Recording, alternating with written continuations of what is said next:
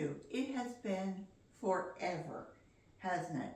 So, recycle, reuse, rejuvenate, rewind, whatever word you want, I think this is the way to go. So for those of you who this is your first time, I've been doing this now for just a little over 2 years and 10 weeks actually. And I have gotten onto a quest of recycling, and for the better. You know, some people just, you know, they reuse things because, well, they don't have the money to do something else. They're too lazy to go out and get a new one. They don't have the opportunity to go out and get something new, and so they just keep using it. But for most of society, I won't say the US or North America or the world or whatever, the affluence that has come with the modern world has produced a lot of people who say, oh, I've had that for a while. I think it's stale, throw it away. And so everything is tossed. Everything is discarded. And I would like to instill taking that and finding another use for it.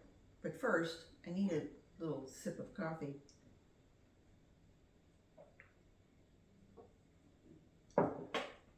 Thank you. 2 years ago, I started a quest, and I said, I bet I could save 1,000 pounds from going to the trash or going down the garbage disposal. Because I think people think that if it goes down the garbage disposal, oh well, it goes back to the system. You know, it goes out in sludge. I guess part of that's true, but why, if that's the case, why couldn't you put it back into your garden to enhance your soil, so that even if you're just doing decorative, even if you're just doing shrubs, you're feeding your own soil. And once you strengthen your own soil, you might be tempted to say, you know, I probably don't need to spray chemicals like I used to. Not everybody's ready to go to no dig, organic, what have you, but if we can kind of pull it back and start using less of these things. The big Monsanto and the different other chemical companies and fertilizer companies have all gotten a bad name. When we go into a crisis where we have a war and people go, oh my goodness, all the fertilizer comes from Russia, and oh, we're all going to be paying 3-4 times the amount. Wouldn't it be nice if we were making our own fertilizer? So these are just options I want to give you. So anyway, the first year I decided to do 1,000 pounds, and I far exceeded it. So last year I decided to do 2,000 pounds, and I made it just over. This year I'm not giving myself any goal. I'm going to do the best that I can do. And the year kind of started off, I thought, oh my goodness, I'm doing about 15 pounds a month. 15 pounds a week. Excuse me, we jumped forward. This is the beginning of daylight savings time. It kills me. It just knocks me out. I get up and I go, where am I, and why am I an hour? I'm an hour behind my schedule, and I'm really, you know, I'm right on time. So I'm just having my first cup, and this is my mushroom coffee that is Dose, D-O-S-E, and I'm just, you know, trying to get myself moving this morning. So one more swallow. Thanks. So, what do I save? Well, I save all of my fruit and veg peels. What I want to do is I want to show you this up close. So give me just a sec. Hang on just a second. I want to show you this.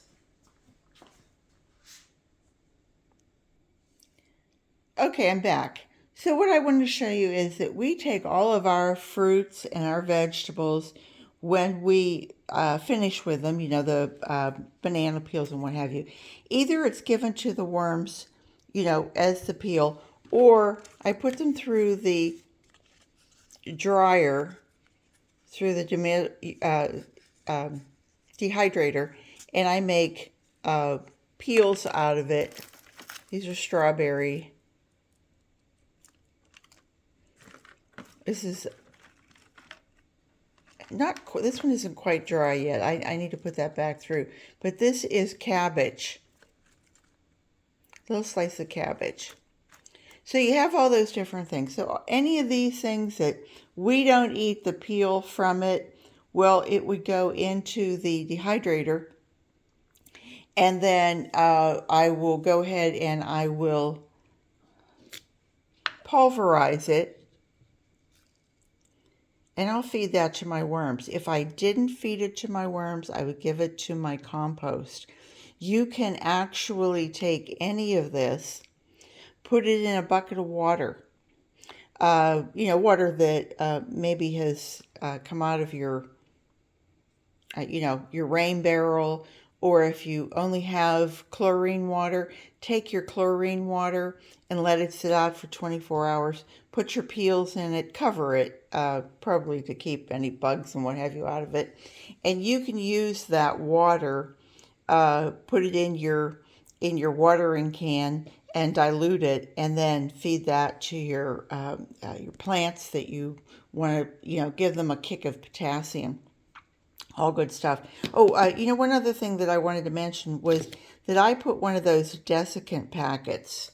Can you see that? One of those little desiccant packets, and it keeps it from, if there's any moisture in there, it kind of keeps it from molding. My eggshells, we save all of our eggshells and save them this way, and then they go through the pulverizer and they become a powder, and then that goes to the worms. It acts as a great grit. If I didn't do that, I would sprinkle that around my plants, and I think it would keep the slugs down. It would also add calcium back to my soil. I wanted to show you this one thing, and I've shown you this before, and my friend Howie over at Food Forest Permaculture sent me these, and it's a waxed covering, and you can use it on you can use it on cheese, anything that you would use saran wrap on. But anyway, this cabbage is about 2 months old. I want to say I did it right after Christmas, and I was making some bone broth, and I wanted to add some cabbage to it, so I cooked the cabbage, but I had some left over, and after about 6 weeks, I thought, 8 weeks, I thought, I bet that cabbage is really, in the refrigerator with just this on top of it, is going to be rotten. There was no smell in the refrigerator. I was amazed, but this was what it looked like. You can see it's a little kind of turning brown, but I sliced it really thin, and the underneath part was just as clean and fresh. Again, fresh smell to it. So, I'm sure if I had put that in with saran wrap that it would have really started to rot. I could be wrong. I'm not a professional on this, but anyway, he sent me 2 of these, and I've used them, and they're just wonderful. I do take them afterwards and put a little bit of dish soap in my hands, and then I kind of use my hand actually to wash them and rinse them, and then I let them air dry, and I put them in between 2 paper towels, and they stay on my counter. I think he sent them to me about a year ago, and they still work really well. Anyway, any of these things. What else do I use? My coffee grounds, Uh, and these coffee filters work really great in the bottom of your pots. They will break down after 6 months or so, but it does keep the soil from running out the bottom. If you have anything like any of your canned vegetables, first of all, these papers are recyclable, but also the liquid that's inside of them oftentimes has like a little bit of sugar in it, especially like the corn. Excuse me. We get the low sodium, no salt cans, and those work really well. I feed it to my worms. If I didn't feed it to the worms, I would feed it to my compost. If I didn't feed it to the compost, I would put it in my watering can, and I would go ahead and use that to water uh, anything that I have in my pantry. Go through your pantry, see what you have that's stale. You can add that into your soil. You can add it into your compost. If you have worms, you can feed your worms. On the dry side, I use any of my sticks, popsicle sticks, any of that kind of stuff. I use my toilet paper rolls, paper towel rolls, anything that comes with your technology. You can soak this on, it will come apart. If you've got tissue paper that you want to recycle, you're going to throw it away anyway, bury it. Give it to your worms, give it to your compost. You can do trench composting. Go around your shrubs, dig a 8-inch trench, 12-inch trench, whatever you can get down to, and fill it with all of these different things and cover it. You will find very few animals that are going to come after it. I use these. This is biodegradable. It's like a little cushiony thing, but it's also biodegradable. And any boxes that you have, you can actually plant in these. If you say, "Gee, I don't have a pot," put some dirt in this. Put it, bury it halfway out in your garden halfway, and you'll have a planter that will keep some of the creatures back from it. And even if you leave the lid, and you've filled it, and now you want to protect it from the sun, close it till it germinates, and then allow it to acclimate to the higher sun. We took our crepe myrtle plants, trees, and we chopped them, we cut them back and put it through the mulcher. And so I have a big tub of this out in my back porch. Anytime I have any juices from my cans or liquids, I have been dripping it into this, so it is inoculating the wood chips. Now, this is going to eventually break down, and I'm probably going to just feed these to my worms and let the worms work on it. I might sift it to get some of this heavy stuff out. So that's where we are with that. Hang on. So moving right along. The first time I came back to you, I thought, gee, I'm not really getting very much. I think this is going to be a terrible year, but you never know. Surprises happen. Well, my neighbor Brian, who those of you who have followed, my neighbor Brian lives up the corner, and he cuts his grass. He has a big yard. We cut our grass too, but we're like a little sandwich in between two big houses, and so we have very little yard, and I garden in the back, so I have very little grass back there. And but Brian he's all grass, and he's a corner lot, so he's got a lot, big sidewalk. We have swales that we most people just leave as grass. So he has that. He does fertilize his grass, so I can't say that the grass clippings are uh, left to organic means, but he does use a company who fertilizes with what they call uh, pet friendly, bee friendly, organic. I don't know if they are, but I use his grass clippings. Anyway, he came down and kiddingly said I felt bad that I hadn't cut my grass in about 5 or 6 weeks. I thought I'd really give you a load to work with. And boy, did he ever. He gave me uh, mulch, leaves, and what have you, which in the past I've never used the oak leaves because they're high in lectin, which is how quickly they break down. The level of lectin determines how quickly a leaf will uh, break down in your soil. And so they've always been that when you have oak leaves, and this is a live oak leaf, for those of you who say, well, my oak leaves break down, well, you probably have the up north oak leaves. These are the live oak leaves that are a little oval, and you pick them up when they're brown, and they feel like plastic. And you have to really, if you want to crumble them in your hand, I mean, you're just breaking it like you're breaking uh, uh, dry, brittle plastic. And so, anyway, but he brought 108 pounds of leaves. So I thought, I'm going to use those underneath my cardboard and as a weed suppressant.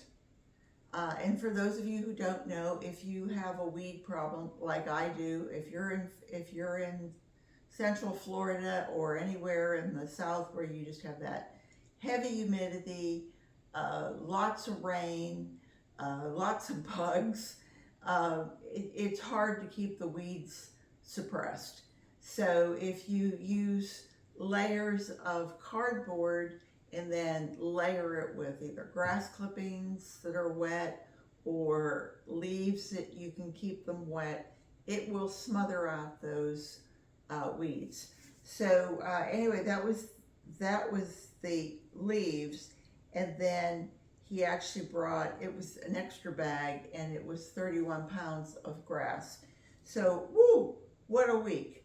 So up until Brian, I had all of 187 pounds for 9 weeks. I thought, gosh, I mean, his 20 pounds a week, I'm not getting very far. But his brought it up to, I had 152 pounds last week. So I now have 339 pounds, 10 ounces. So almost 340 pounds for 10 weeks. So boy, that really jumped me up into the good light. So that was it. And that's for 10 weeks. If I get 2,000 pounds this year, great. If I only get 1,000 pounds, great. If everybody said my goal is to get 10 pounds a week that I'm not getting now, then that would put us how many pounds ahead? So there's always strength in numbers. And what is it, talk softly and carry a big stick is the is the line. It probably doesn't work here, but if we try to do whatever we can to make it a better, cleaner world, I think we will. It also makes you more aware. Before I started recycling, I didn't see it. I didn't see what was going on. It didn't matter to me. Now that I'm saying, well, yes, these things do matter, that I don't, where are you? I don't do this anymore, where when we finish with it and there's crumbs at the bottom, I would just take that and throw it away. And now, not only if there's any powder at the bottom that we're not going to eat, that goes to the worms. And these bags are then used, instead of a plastic bag, to put something into the freezer, something that smells, like the cabbage might smell, or bones, you know, you have a turkey, you're having, you have steak, and you don't want to put those bones out in the garbage. You don't want to put them in your kitchen garbage so that the dog gets them. Keep your bags like this so that you keep that. Put a chip clip on it. Put a chip clip on it and stick it in the freezer. And then when garbage day comes, then you have it. And you know, I hear people say the dog got into it or the cat got into it, and we've spent so much at the emergency room. Would certainly eliminate that problem. So anyway, that was it. Garden what you've got. It came from the idea that garden is a verb. We're going to use what we have versus it being a subject. And garden what you've got. Use what you have. Be happy with what you have. I will leave you with that. Thank you so much for coming. Thank you for those of you who have stuck around and stayed with me for the almost 4.5 years. And especially if you watch ads. God bless you on that one. Anyway, take care, everybody. Hope you have a great Sunday or whatever day you get to see this. Bye-bye for now.